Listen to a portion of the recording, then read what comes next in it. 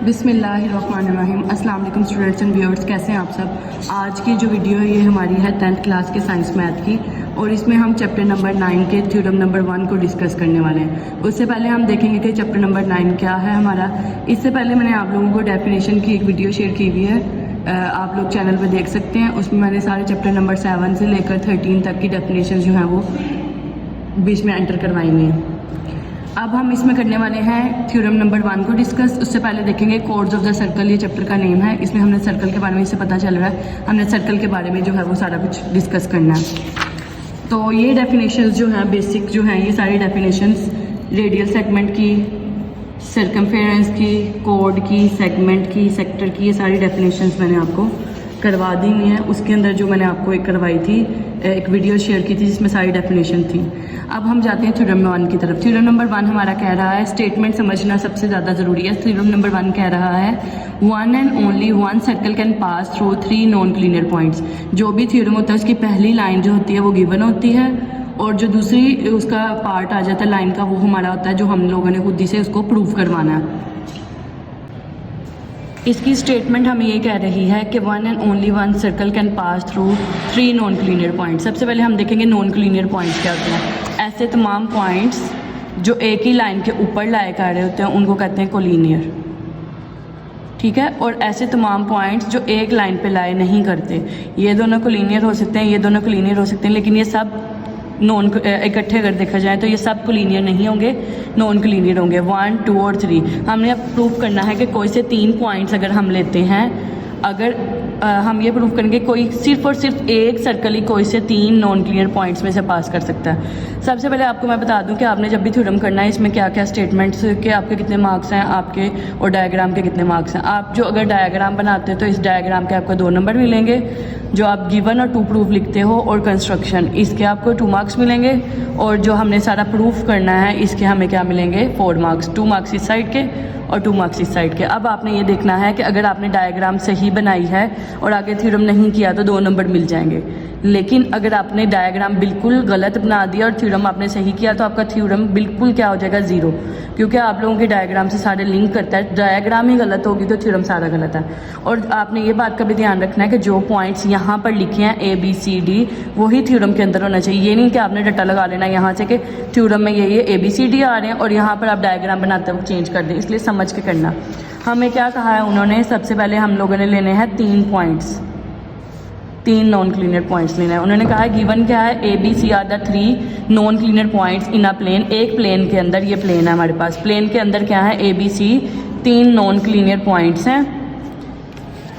अब प्रूफ हमने क्या करना है, one and only one circle can pass through 3 non collinear points A, B and C। सिर्फ और सिर्फ एक ही सर्कल इन तीनों नॉन क्लीनियर पॉइंट्स के अंदर से पास कर सकता है। कंस्ट्रक्शन में क्या है, जो भी चीज़ हम खुद से कंस्ट्रक्ट करेंगे उसको हमने डॉटेड लाइन में रिप्रेजेंट करना। कंस्ट्रक्शन हमने किया है A और B, A और को B के साथ और B को C के साथ हम लोगों ने क्या कर दिया है, ज्वाइन कर दिया। अच्छा, ये 3 नॉन क्लीनियर पॉइंट्स लिए हैं A, B एंड C। 1, ये हमने 3 नॉन क्लीनियर पॉइंट्स ले लिए हैं, ठीक है।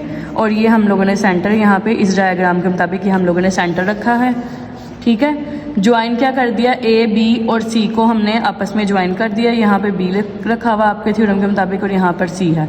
A, B और C को हमने ज्वाइन कर दिया, और उसके बाद क्या है, हमने ड्रॉ किया परपेंडिकुलर बाइसेक्टर AB के ऊपर, और हमने BC के ऊपर भी क्या किया, परपेंडिकुलर बाइसेक्टर। परपेंडिकुलर बाइसेक्टर का मतलब है एक लाइन जो कि क्या कर रही है, इस लाइन को 2 बराबर हिस्सों में डिवाइड कर रही है, उस पर 90 का एंगल भी बना रही है, ठीक है। 90 का एंगल बनाने के बाद क्या है, अब हमें एक चीज़ का ध्यान रखना है कि DF और HK, जो DF और HK हमने बताए हैं वो क्या होने चाहिए, पैरेलल नहीं होने चाहिए। DF और HK कभी भी पैरेलल नहीं होने चाहिए। एंड दे इंटरसेक्ट, वो पैरेलल नहीं है, इसका मतलब है किसी ना किसी पॉइंट पे आके इंटरसेक्ट करते हैं। वो जिस पॉइंट पे इंटरसेक्ट कर रहे हैं उसको O का नेम दे दिया। हमने A, B और C को भी क्या कर दिया, O से ज्वाइन कर दिया। A को, B को और C को O से ज्वाइन कर दिया। अब हमने प्रूफ क्या करना है कि सिर्फ और सिर्फ एक ही सर्कल इसके अंदर से पास कर सकता है, एक से ज़्यादा नहीं कर सकता। Every point on the DF is equi distance from A and B। ये 9th क्लास में आप लोगों ने चैप्टर नंबर 12 में एक थ्योरम पढ़ा था। उसमें क्या था कि अगर हमारे पास एक ट्राइंगल बनाई जाए तो इसके ट्राइंगल का जो बाइसेक्टर होता है उसके ऊपर जो भी पॉइंट्स आ रहे होते हैं वो साइड्स के साथ क्या होते हैं, इक्वल डिस्टेंस पे होते हैं या इक्वल डिस्टेंस पे होते हैं। Every point on the D F is equal distance from A and B. D F के ऊपर कोई भी पॉइंट ले लेंगे वो ए और बी से क्या होगा, इक्वल डिस्टेंस के ऊपर मौजूद होगा। और क्या है, डी एफ क्या, परपेंडिकुलर बाइसेक्टर हो टू ए बी, कंस्ट्रक्शन में गिवन है। यहाँ पर लिया हुआ हर पॉइंट क्या होगा, यहाँ पे ये ले लें, ये ले लें, ये ले लें या ये ले लें, इधर से और इधर से क्या होगा, इक्वल डिस्टेंस पे होगा। ठीक है, इन पार्टिकुलर क्या है, ओ ए और ओ बी हमारे क्या होंगे, मेजरमेंट ऑफ ओ ए और ओ बी क्या होंगे, सेम होंगे, क्योंकि दोनों पॉइंट्स पे मिल रहे हैं। हमें पता है थ्योरम के मुताबिक, जो लास्ट थ्योरम हमने पिछली क्लास में पढ़ा था कि इस पे आने वाले सारे पॉइंट्स क्या होते हैं, इक्वल डिस्टेंस पे होते हैं।